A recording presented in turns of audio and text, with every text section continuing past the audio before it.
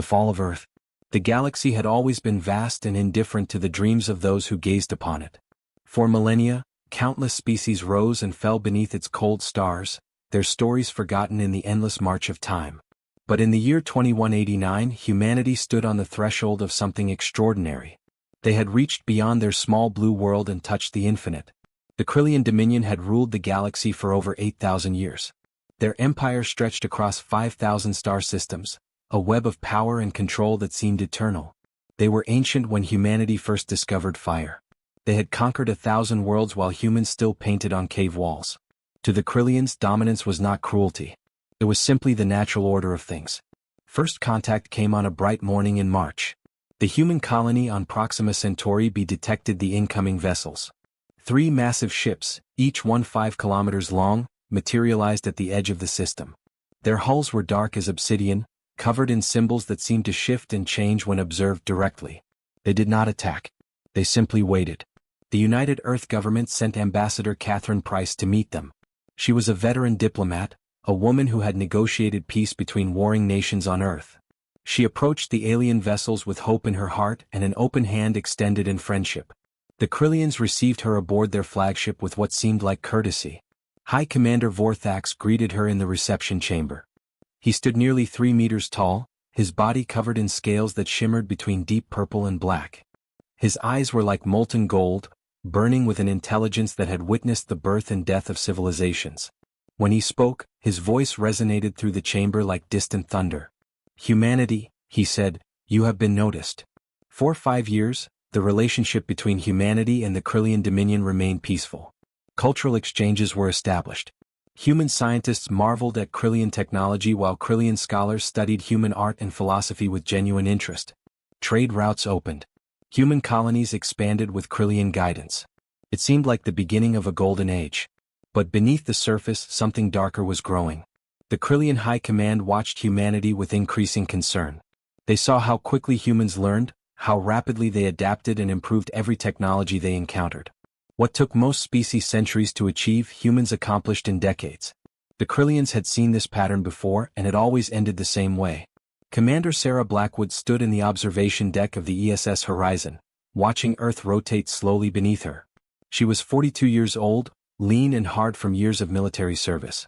Her dark hair was pulled back in a tight braid, and her gray eyes held the sharp focus of someone who had seen combat and survived. She commanded the largest vessel in Earth's defense fleet, a cruiser that represented the pinnacle of human engineering. "Ma'am," her communications officer called out. "We're receiving a priority transmission from Geneva. The Krillian ambassador is addressing the Stellar Assembly." Blackwood turned from the viewport. Something in the officer's tone made her stomach tighten. "Put it through." The main screen flickered to life, showing the assembly chamber in Geneva. Ambassador Vorthax stood at the central podium, his massive form dwarfing the human delegates around him. His golden eyes swept across the assembled representatives of Earth's government, and when he spoke, there was no warmth in his voice. "The Krillian Dominion has watched humanity for 5 years," he began. "We have observed your progress, your ambition, your rapid expansion across the stars. The High Command has reached a decision."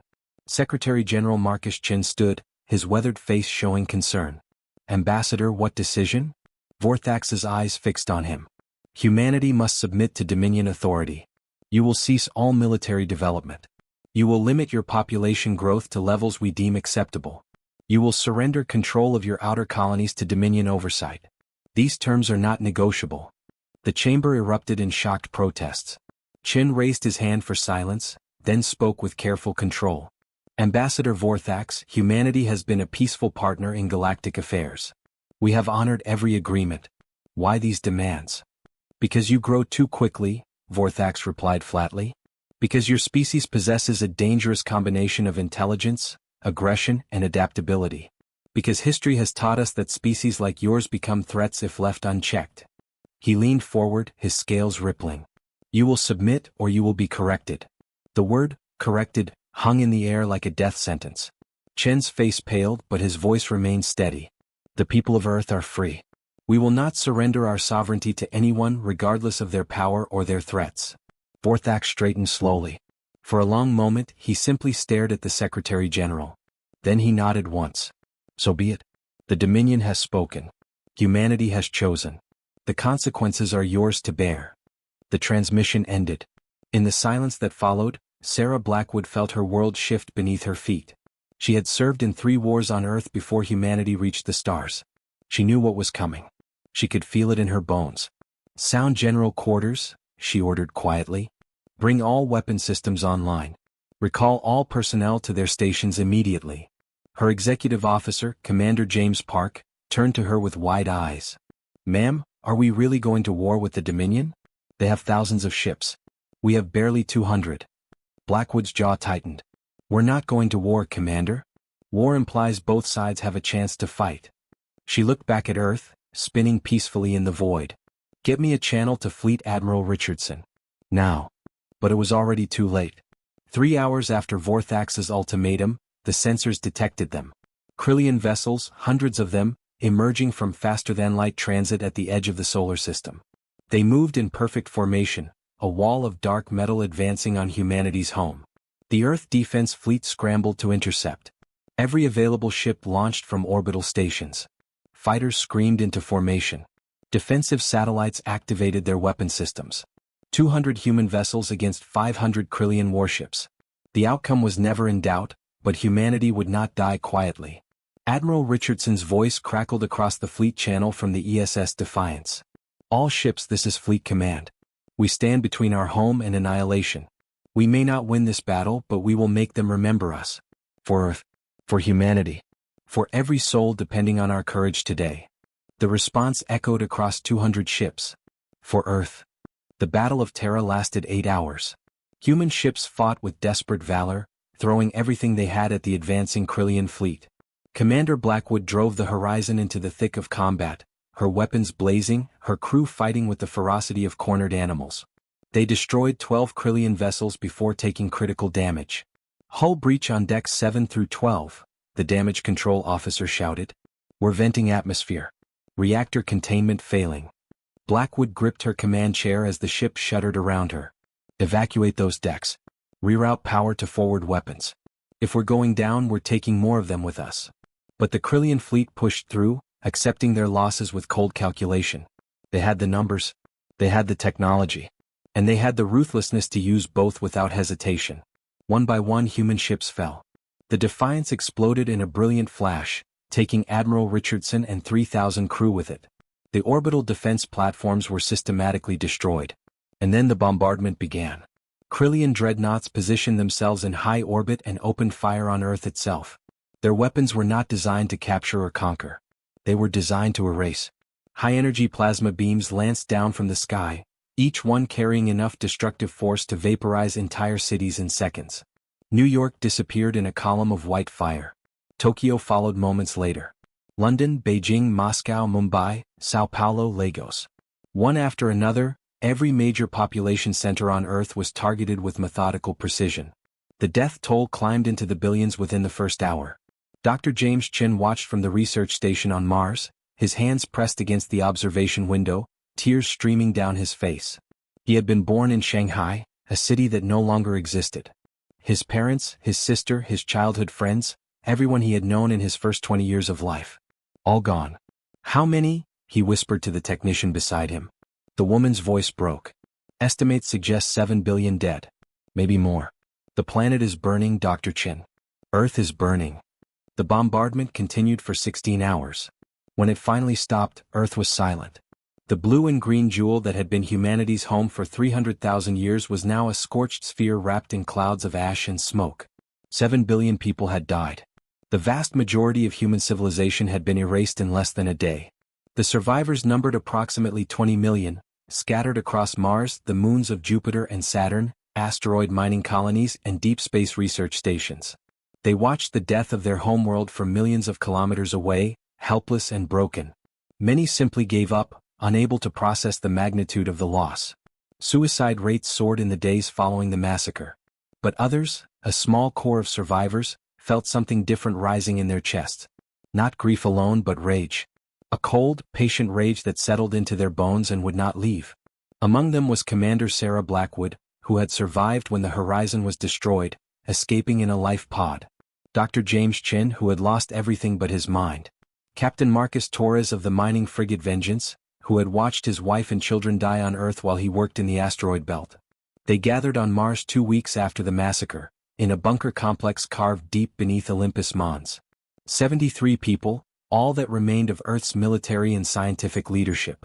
They sat around a long table in a room lit by harsh fluorescent lights, their faces gaunt and haunted. "The Krillians think we're finished," Sarah Blackwood said. Her voice was quiet but clear. "They think they've eliminated the threat. They're wrong." Dr. Chen looked at her with hollow eyes. "Commander, they killed 7 billion of us in a single day. They have thousands of warships. We have barely a dozen functional vessels. What can we possibly do?" Blackwood leaned forward, her hands flat on the table. "We can make them pay. We can make them regret every life they took. We can make them understand what they've done." Her gray eyes swept across the gathered survivors. "We may never rebuild what we lost, but we can ensure that the Krillian Dominion remembers humanity forever." Captain Torres nodded slowly. "What did you have in mind, Commander?" "Total war," Blackwood replied simply. "Not a war of conquest or territory. Not a war with rules and honor. A war of extinction." She stood, her shadow falling across the table. "They taught us what that means.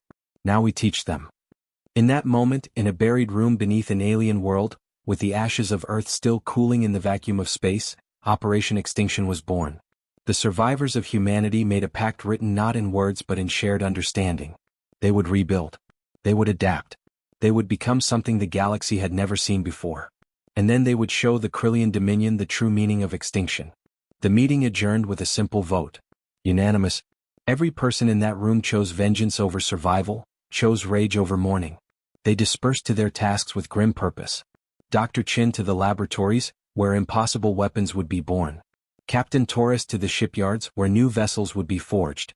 Commander Blackwood to the command center, where strategy would become art and patience would become doctrine. Above them, the stars burned cold and indifferent. The galaxy continued its eternal rotation, uncaring about the fate of one small species on the edge of known space. But something had changed in those cold depths.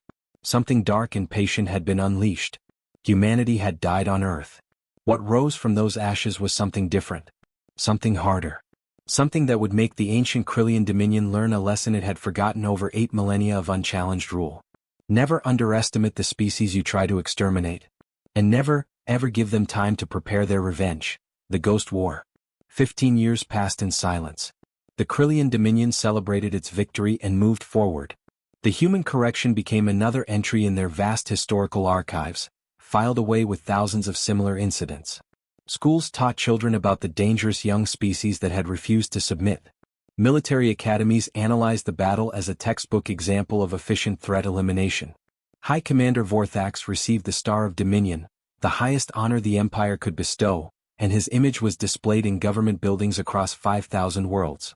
The Krillians believed humanity was finished. A few scattered survivors posed no threat.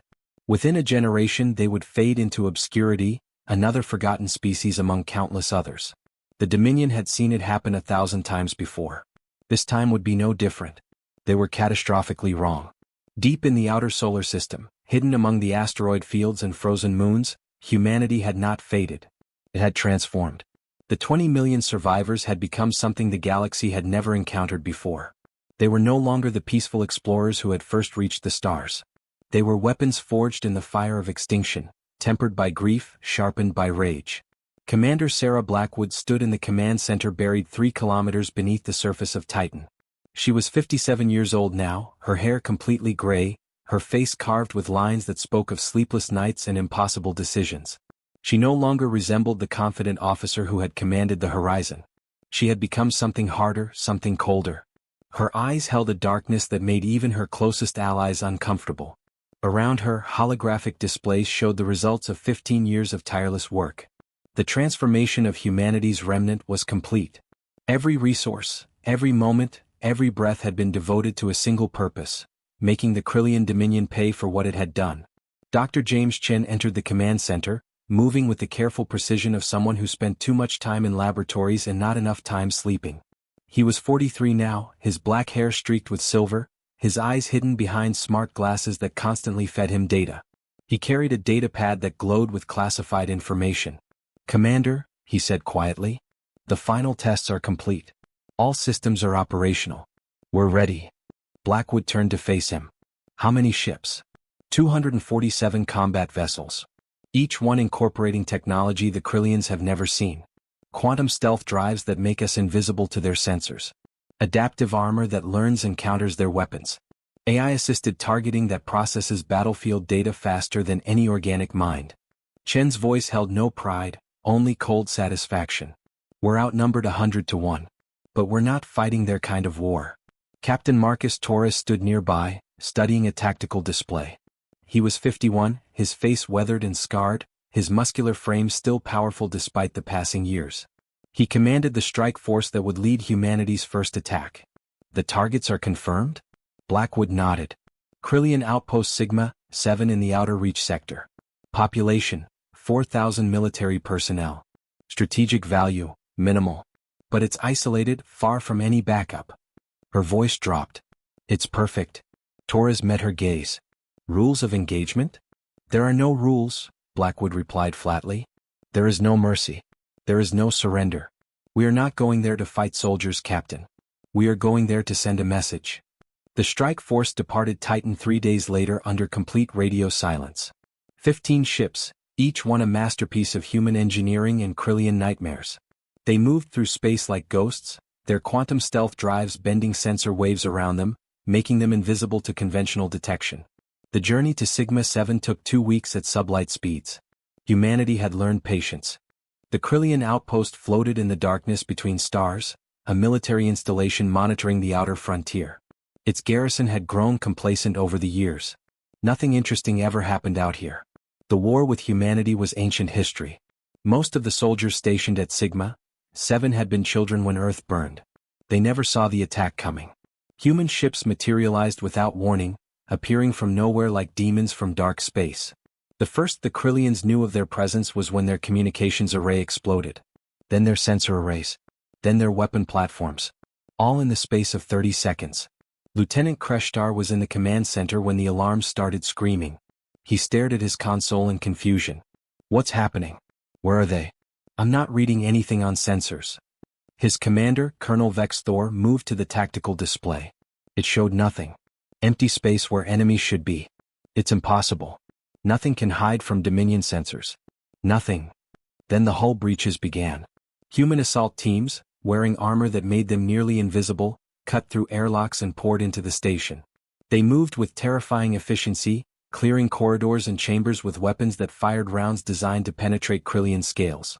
The garrison tried to fight back, but they were facing an enemy they couldn't see, couldn't predict, couldn't stop. The battle lasted 42 minutes. When it ended, 4,000 Krillians were dead. The human strike force had lost 11 soldiers. Captain Torres stood in the station's command center, looking at the bodies scattered around him without emotion. His team was already placing charges throughout the facility. Captain, one of his lieutenants called. We've secured all data cores and tactical information.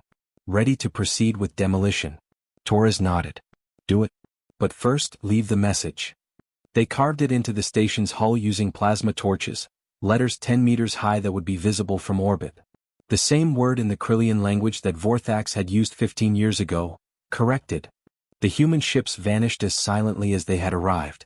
3 hours later, Sigma 7 exploded, the detonations tearing the station apart and sending debris spinning into the void. When Krillian patrol ships finally arrived to investigate, they found only wreckage and a message they didn't understand. But they would understand very soon. Over the next 6 months, 18 more Krillian outposts went silent. Supply convoys vanished without distress calls. Patrol fleets disappeared, their ships found weeks later as drifting hulks, their crews dead, their data cores wiped clean. And always there was the message, corrected. Fear began to spread through the Dominion military. Soldiers stationed on frontier worlds requested transfers. Convoy captains refused assignments to certain sectors. Reports flooded into Krillian High Command describing ghost ships that appeared from nowhere, struck with overwhelming force, and vanished before reinforcements could arrive. High Commander Vorthax sat in his office on the Dominion capital world of Krylos Prime, reading report after report with growing disbelief. His golden eyes scanned the data, searching for patterns, for explanations. Finally, he activated his communication console and summoned his intelligence director. Director Shinka entered minutes later, her purple scales dull with stress. She was one of the most brilliant tactical minds in the Dominion, responsible for analyzing threats across the entire empire. High Commander, you've read my assessment?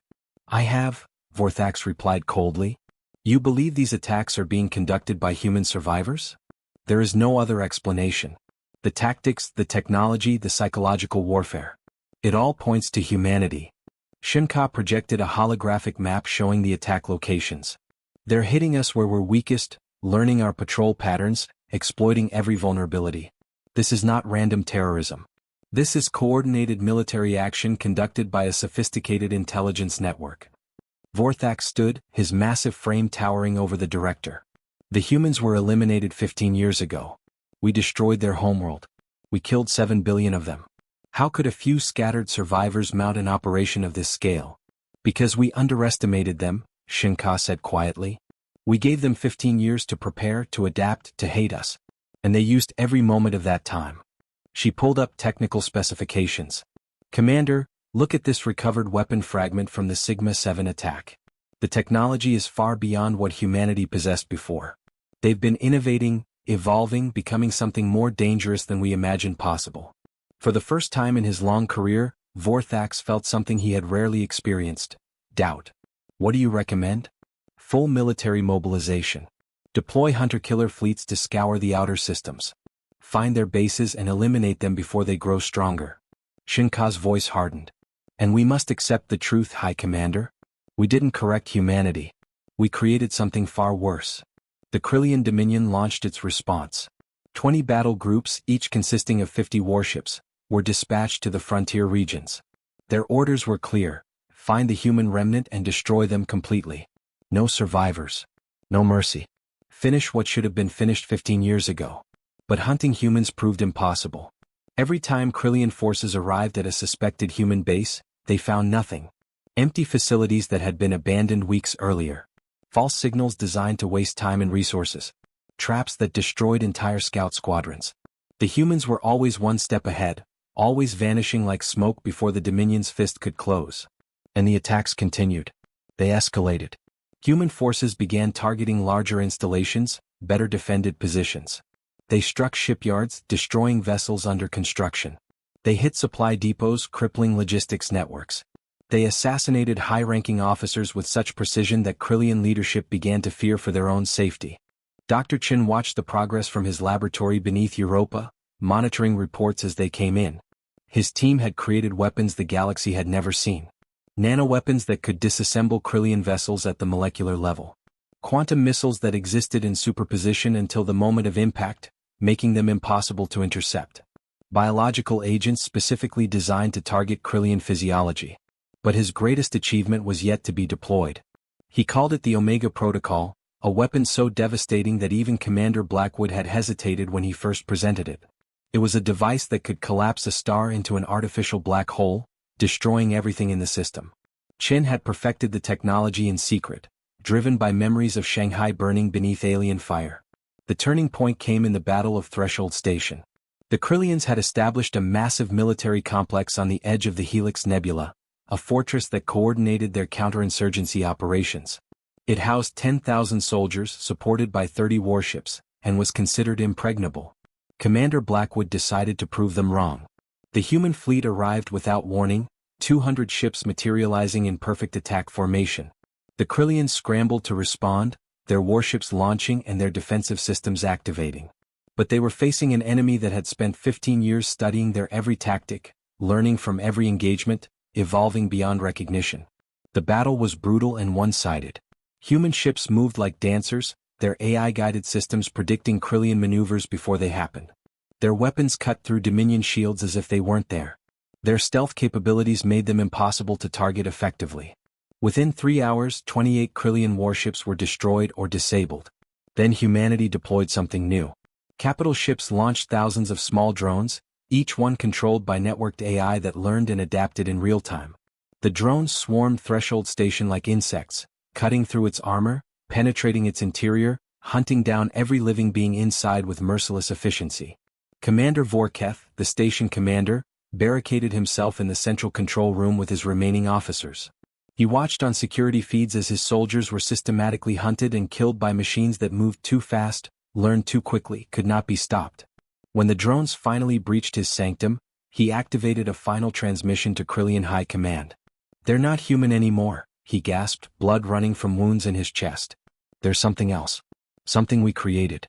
Tell the High Commander. Tell him we're sorry. Tell him." The transmission ended. Threshold Station fell silent. When human boarding teams swept through to confirm elimination, they found no survivors. 10,000 Krillians dead. Humanity had lost 43 fighters and 2 capital ships. Captain Torres stood in the ruined command center, looking at the devastation around him. He felt nothing. No satisfaction, no regret, no emotion at all. Just the cold certainty that this was necessary, that this was justice, that this was what 7 billion dead humans demanded. "Captain," his communications officer reported. "Commander Blackwood is hailing us." Torres activated the link. Blackwood's face appeared on his display, her expression unreadable. "Status. Station secured.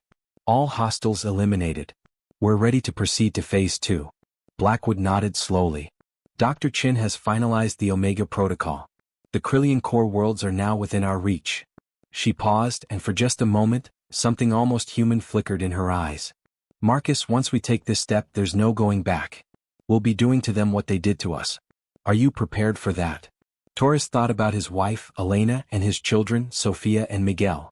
He thought about watching Earth burn while he was too far away to help, too powerless to save them. He thought about 15 years of rage that had never cooled, never softened, never allowed him a moment's peace. "Commander," he said quietly, "I've been ready since the day they killed my family. Let's finish this." The human fleet regrouped in the darkness between stars. 247 ships, crewed by soldiers who had known nothing but war for 15 years. They were humanity's sword, forged in grief and tempered in blood. And they were about to strike at the heart of the Krillian Dominion. Dr. Chin transmitted the targeting coordinates from his laboratory. Not military installations. Not frontier outposts. The core worlds themselves.